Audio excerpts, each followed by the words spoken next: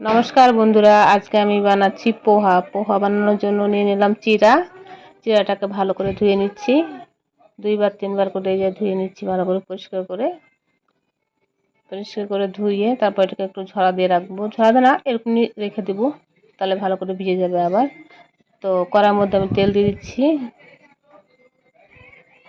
কড়ার মধ্যে তেল দিয়ে দিচ্ছি আর এখানে আমি এখন আলুটা ভেজে নেব। আগে আমি কেটে রেখেছিলাম, রেডি করে রেখেছিলাম আলু, পেঁয়াজ, লঙ্কা আর কারি পাতা।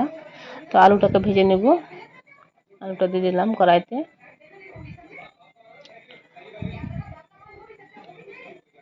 এই পোহার মধ্যে আমি একটু হলুদ আর একটু চিনি দিয়ে এটাকে একটু মিলিয়ে রেখে দিই। ওদিকে আমার আলু ভাজাটা হয়ে যাবে। হয়ে গেছে আলু ভাজাটা সাইডে। তো আলু ভাজাটা আমি নামিয়ে নিই। এবার কড়ার মধ্যে আমি দিব মৌরি, জিরা আর সরষা দিয়ে এবার আমি দিব এটার মধ্যে পেঁয়াজটাকে ভালো করে নাড়াচাড়া করে ভেজে নিব। কাঁচা লঙ্কাটাও সঙ্গে দিয়ে দিয়েছি আমি। তো পেঁয়াজটাকে ভালো করে নাড়াচাড়া করে নিই। তো পেঁয়াজটাকে ভালো করে নাড়াচাড়া করে নিয়ে আমি পেঁয়াজটা যে ভাজা হয়ে গেছে প্রায় অল্প, তো আমি এখানে মাঝখানে কারি পাতাটা দিয়ে দিব। আগে কারি পাতাটা দিলে পুড়ে যায়, তার জন্য পরে দিয়ে আমি।